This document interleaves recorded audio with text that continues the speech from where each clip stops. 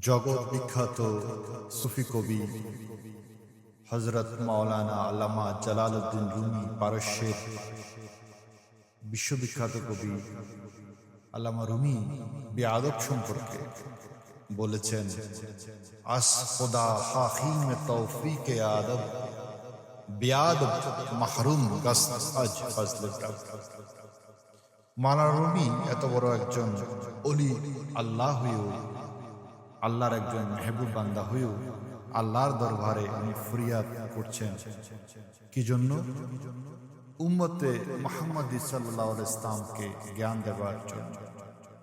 মাওলানা রুমি ফরিয়াদ করেছেন কি, আল্লাহ তুমি আমাকে আদব শিক্ষা দাও, কারণ আমি জানি বেয়াদব সব সময় তুমি আল্লাহর রহমত থেকে বঞ্চিত থাকো। তাই বেয়াদব থেকে আমাদের দূরে থাকতে হবে।